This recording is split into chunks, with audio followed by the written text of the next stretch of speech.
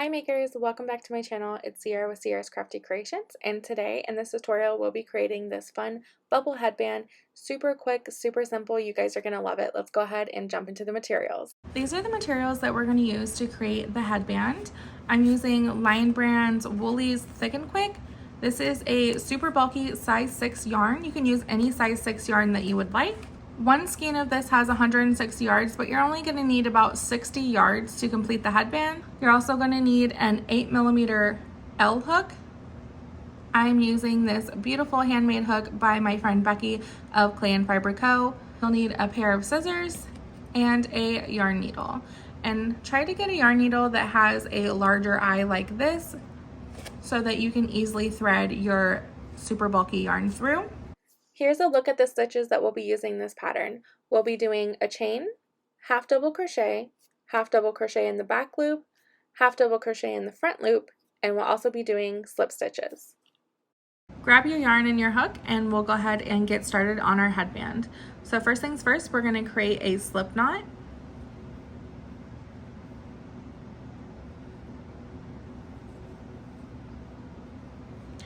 We're going to grab our hook, insert into the loop, and pull to adjust it to your hook size. And then we're going to chain 42. And to chain, you're going to take your yarn, wrap it over your hook, and pull through the loop that is on your hook. So we're going to pull through, and that's our first chain. And we're going to do that for a total of 42. So wrap your yarn around your hook, pull through the loop that's already on your hook, and that's your second chain. So keep doing that until we have a total of 42 chains. And once you have your 42 chains, we are going to connect both ends to create a circle. Bring both my ends together. You want to make sure that it's laid flat, there's no twists. Grab each end, and I like to bring them together like this. Make sure that there's no twists. And then I insert my hook on the top chain. You want to insert it at the top here rather than the bottom, because that can create a twist, as you can see there. So you want to go right here at the top. You're going to grab your working yarn, pull it through that chain right there at the top, and you're also going to pull through the loop on your hook. And that is going to connect both ends and create a circle. And that's what it'll look like. And again, you just want to make sure that it is not twisted anywhere. And then we can go on to round 1. So we'll be working in the round, and we'll be using slip stitches to connect each round. To start our first round, we are going to chain 2. And we're going to be creating a half double crochet in each chain across. So to create a half double crochet, you're going to yarn over your hook, and we're going to insert into the very first chain that we slip stitched into. That's going to be our first stitch. So yarn over your hook, insert into that very first chain that you slip stitched into, grab your yarn, pull it through that chain, and you'll have 3 loops on your hook. Then we're going to yarn over our hook once more, and we're going to pull through all 3 loops. And that is a half double crochet. And we're going to do that in every chain around for a total of 42 half double crochets. So again, yarn over your hook, insert into the next chain, grab your yarn, pull through the chain.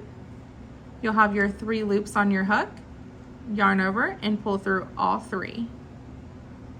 And we'll keep doing that for every chain across. And I will meet you when we get to the end.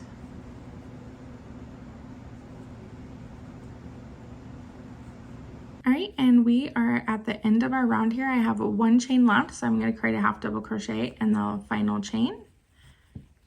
And then I want to create a slip stitch to connect these ends, because as you can see, there is a gap here. So we want to use a slip stitch to connect them. This is our chain 2 from the beginning of our round, and that does not count as a stitch here. So what we're going to do is going to take our hook, insert it underneath both loops here, and this is our first stitch. So we're going to grab our yarn, pull through, and then we're going to pull through the loop on our hook as well. and that's your slip stitch to connect your round. So as you can see, there's no longer a gap. And to start our second row, we are going to chain 2, and we're going to be doing back loop and front loop, and we're going to alternate between those of half double crochet. So it's going to be the same stitch that we just did, it's just going to be a different placement. So the first one is a back loop half double crochet, and just to show you, for each stitch there are 2 loops at the top here. This is considered our front loop, the one closest to you, and then the back loop is here. So we're going to create a half double crochet for the first stitch in the back loop. So you'll just have the one in the back, and then we're going to grab our yarn, pull through. You'll have your 3 loops on your hook, yarn over, pull through all 3 as normal for a half double crochet. And then the next stitch we're going to do in the front loop. So you're going to yarn over your hook, go through just the front loop, grab your yarn, pull through, yarn over, pull through all 3. And that's your front loop half double crochet. And we're going to alternate going all the way around. So we're going to do back loop, front loop, back loop, front loop. And we're going to keep doing that all the way around. So next we have a back loop half double crochet. Moving on to the next stitch, we are going to have a front loop half double crochet, and just keep alternating all the way around. Back loop and front loop. And we're back to the last stitch of the round here, and we are going to end with a front loop half double crochet. And again, just like our last round, we are going to connect with a slip stitch to connect our rounds. So these are our chain 2. So we're going to move over to the very first stitch here and create a slip stitch to finish off our second round. So alternating between the back loop and the front loop creates this fun texture that we have here. So we're going to move to our round 3. So we're going to start by chaining 2. And we're still going to be doing front loops and back loops. Last round we started with a back loop, so this round we're going to start with a front loop. So we're going to create a front loop half double crochet right here in the very first stitch. And in the next one, the next stitch, we're going to go to back loop half double crochet. And we're going to keep alternating just like we did with the last round. So now we're on to front loop half double crochet. Next stitch will be a back loop half double crochet, and we'll just keep alternating all the way around. And to end round 3, since we started with a front loop, we'll be ending with a back loop half double crochet. Go to our very first stitch, grab our yarn, pull through, and create that slip stitch to connect. And now we have finished our third round, and you can see the texture really coming along now. Now we only have 2 more rounds left, rounds 4 and 5, and they're actually going to be repeats of rounds 2 and 3. So we're going to repeat these 2 rounds one more time for a total of 5 rounds of this headband, and then we'll be finished. So we are going to chain 2 to start round 4. So we're going to go in the back loop and create back loop half double crochet in the very first stitch. And as I'm sure you've guessed, the next one is going to be a front loop half double crochet. I'm sure you've got the pattern down by now, so I'll keep alternating between back loop and then front loop in the next stitch. So keep doing that all the way around. On our last stitch of round 4, we started with a back loop, so we're going to finish with a front loop half double crochet. We're going to create our slip stitch to complete our round, and then we're going to move on to our 5th and final round. We're going to chain 2, and we did a back loop to start with the last round, so we're going to do a front loop half double crochet in the very first stitch to start this round. And just like the other ones, we're going to alternate, so we do front loop, next stitch we're going to do back loop, next stitch front loop, and next stitch back loop. Go ahead and keep doing that all the way around. Ending our final round, We're gonna do a back loop half double crochet on our last stitch. Go into the very first stitch of the round, create your slip stitch to complete.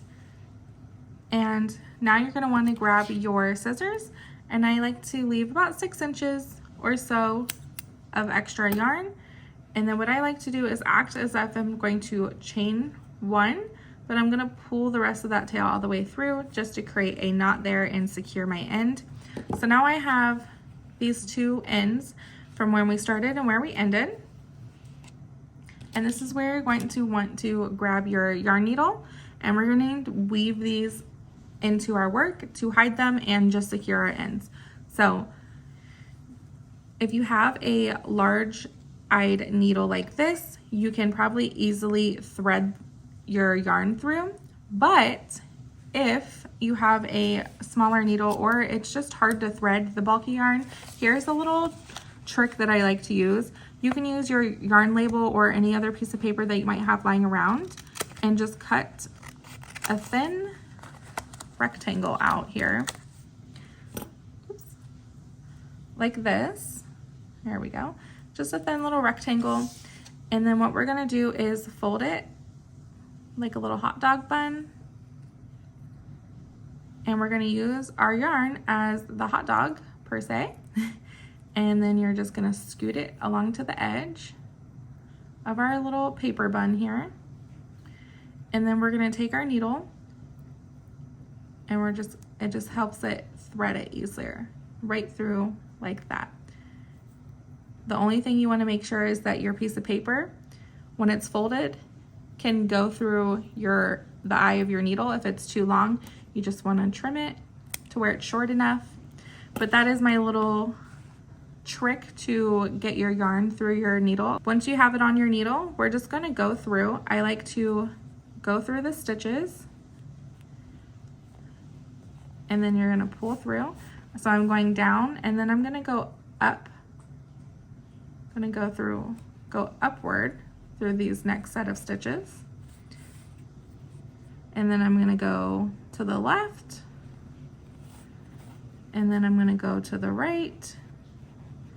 And you do this in different directions just to secure your ends so that they don't come undone. And then once you've gone in a few different directions through a few stitches, you can cut it and then pull your yarn like that, and it's completely hidden and your end is secure. And you're gonna do the same thing for your other end. Then your headband is completely finished. This is your back. It has a little bit of a seam, but it's not terribly noticeable with all the texture going on, but this is it. She is all finished for you. If you want a thicker headband, if you want it to be a little taller, you just add more rows following what we did. But also, if you guys love the texture and look of this headband and you want a matching hat or a matching fingerless glove set, or even a cowl scarf in this stitch so that you can have a matching set of something, I have video tutorials on the hat version, the fingerless glove version, and a cowl. And I will link all of those down below for you guys to check out. And there also, the written pattern for all of these is in my Etsy and Ravelry shops that you can check out, and those will be linked down below for you as well. All right, friends, that is it. I hope you enjoyed this tutorial. And if you'd like to see more of my crochet and knit tutorials, be sure to subscribe to this channel to see all my future projects.